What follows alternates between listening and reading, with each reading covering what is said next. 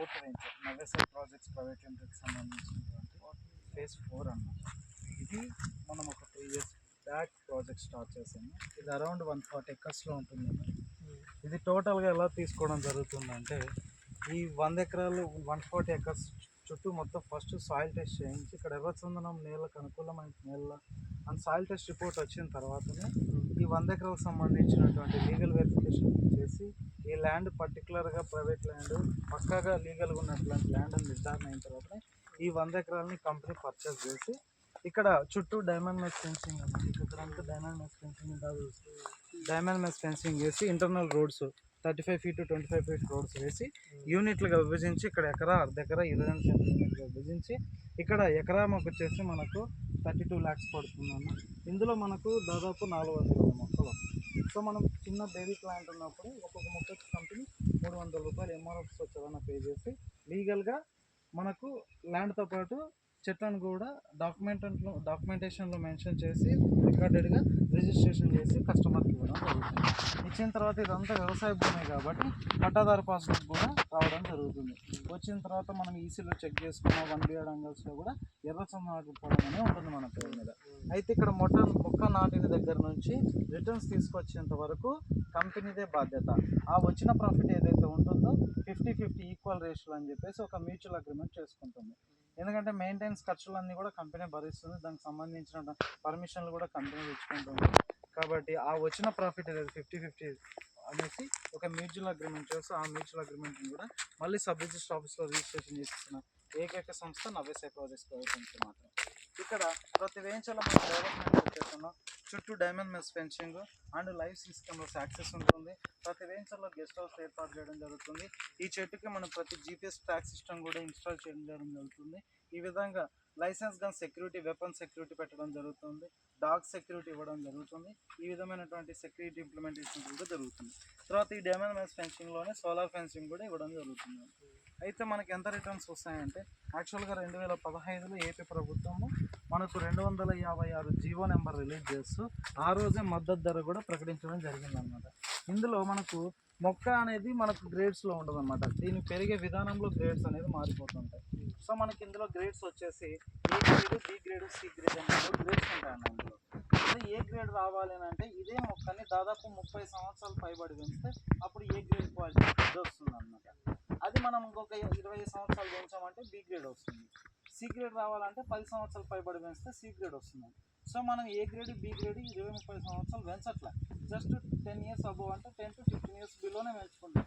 So మనం 12 years చెప్పుకుంటున్నాం అనమాట. ఈ 12 yearsలో ఒక చెట్టును కనుక మనం పెంచినట్లయితే దాదాపు ఆ చెట్టు వెయిట్ వచ్చేసి దాదాపు 1000 kg హార్ట్వుడ్ వస్తుందని చెప్పేసి horticulture department, agriculture development officers చెప్తున్నారు. అయితే మనం ఏం చెప్తున్నాం అని అంటే, జస్ట్ 100 kgకే క్యాల్కులేట్ చేస్తున్నాము. ఇప్పుడు 420 మొక్కలు ఎకరాకి, అందులో 20 మొక్కలు డ్యామేజ్ కింద తీసేసిన 400 మొక్కలు పంట వచ్చింది అనుకున్నా కూడా, ఒక్కొక్క మొక్క 100 kgలకు వేసుకున్నా అంటే 10% క్రాప్ వేసుకున్నా కూడా దాదాపు 40 టన్నులు వస్తుంది. 40 టన్నుల మద్దతు ధర వచ్చేసి 21 లక్షలు గవర్నమెంట్ మద్దతు ధర. 20 లక్షలకు వేసుకున్నా కూడా 4 రెంట్లు 8 కోట్లు రావడం జరుగుతుంది. ఏదైతే 12 సంవత్సరాల క్రితం మనం రాసుకుంటామో మ్యూచువల్ అగ్రిమెంట్ 50-50 రేషియో అని, వచ్చిన 8 కోట్లలో కంపెనీ 4 కోట్లు, కస్టమర్ 4 కోట్లు తీసుకోవడం జరిగింది. మనం ఇన్వెస్ట్ చేసేది 32 లక్షలు.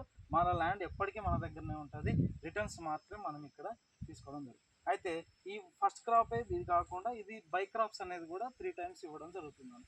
బై క్రాప్స్ అంటే మనము వుడ్ అనేది ఇక్కడ వరకు కట్ చేస్తాం. ఫస్ట్ క్రాప్ చెట్టు అంతా కట్ చేస్తాం.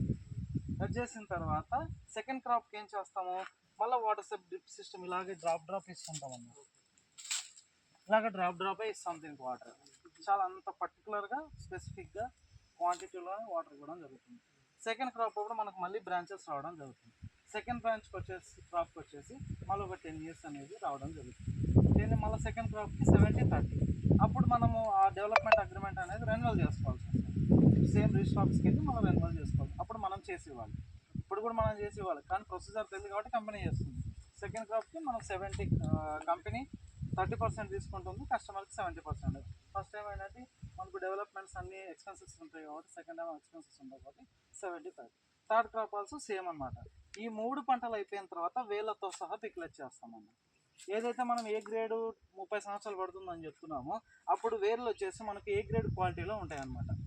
ఈ ఈ వేలలో దాదాపు మనకు ఆయిల్ కంటెంట్ ఎక్కువ వచ్చే అవకాశం ఉంటుంది అనమాట. 1 టన్ను ఎర్రచందనంకి 1 లీటర్ ఆయిల్ వస్తుంది. ఆ లీటర్ ఆయిల్ వచ్చేసి అణు విద్యుత్ కేంద్రాల్లో రేడియో ధార్మిక తగ్గించడానికి కూలెంట్ ఆయిల్గా ఉపయోగిస్తారు. న్యూక్లియర్ రియాక్షన్లో వాడతారు అనమాట. దాని ధర వచ్చేసి 2,50,00,000. అంటే ఒక మనిషి మోయలేనంత వెయిట్ టన్ను ఎర్రచందనాన్ని 1 లీటర్ ఒక 5 ఇయర్స్ వాటర్ బాటిల్ మోయగలిగేంత శక్తికి వచ్చేటువంటి లీటర్ ఆయిల్ 2,50,00,000 అంటారు.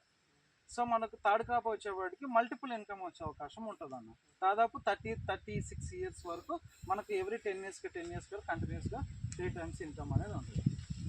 ఆ 3 టైమ్స్ మనకు 36 లోపు ల్యాండ్ రేట్స్ ఏ రేంజ్లో ఉంటాయన్న అసలుకి ఊహించగలుగుతామా? ఇప్పుడు మనకు మార్కాపురంకి వచ్చేసి ఈ ల్యాండ్ జస్ట్ 15 కిలోమీటర్స్ ఉంటాయి. హైవేకి వచ్చేసి జస్ట్ 5 కిలోమీటర్స్, మనకు పొదిలికి వచ్చేసి జస్ట్ 25 కిలోమీటర్స్. ఇదే వెంచర్ మనం ఈ వెంచర్ నుంచి 7th వెంచర్ ఉంది మనకు, ఇది వచ్చి 25 కిలోమీటర్స్ పొదిలి వెళ్తుంది. పొదిలి నుంచి 6 కిలోమీటర్స్ దర్శి రోడ్లో 7th వెంచర్ 100 ఎకర్స్. మళ్ళీ ఇటు వెళ్తే మార్కాపురంకి వెళ్తే మార్కాపురం నుంచి ఇక్కడ 15 కిలోమీటర్స్ కదా, మార్కాపురం నుంచి 6 కిలోమీటర్స్లో మళ్ళీ 8th వెంచర్ ఎడుపూరు విలేజ్లో 8th వెంచర్ జరిగింది. అది గత సంవత్సరం అవుతుంది. సో మనకి ఈ విధంగా రిటర్న్స్ అనేది ఇవ్వడం జరుగుతుంది. ఇక్కడ 100% లీగల్ డాక్యుమెంట్స్, 100% డెవలప్మెంట్స్, మెయింటెనెన్స్తో మనం ప్లాన్ అనేది ఇవ్వడం జరుగుతుంది కస్టమర్కి. మనం బయట ఏంటంటే సగము డెవలప్ చేసేసి మిల్లర్ డెవలప్ చేస్తామని చెప్పేసి అలా ఉంటుంది. ఇంకోటి ఏంటంటే ఫస్ట్ చూసినంత నీట్గా మెయింటెనెన్స్గా సెకండ్ ఒక 6 మంత్స్ తర్వాత ఆ వెంచర్ ఉండదు అలాగా. కానీ మనం ఇప్పుడు చూసిన ఎలా ఉంటుందో మళ్ళీ ఒక 6 మంత్స్ వచ్చిన ఎలా ఉంటుంది, 1 ఇయర్ వచ్చిన ఎలా ఉంటుంది, 2 ఇయర్స్ వచ్చిన ఉంటుంది. ఈ విధంగా మెయింటెనెన్స్ ఉంటుంది. సో ఈ విధంగా మనకు అనేది క్రాప్ ఇవ్వడం జరుగుతుంది.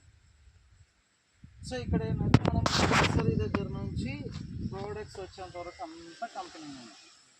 థర్డ్ పార్ట్ అనేది అక్కడ ఉంది. రిజిస్ట్రేషన్ కూడా థర్డ్ పార్ట్ రిజిస్ట్రేషన్.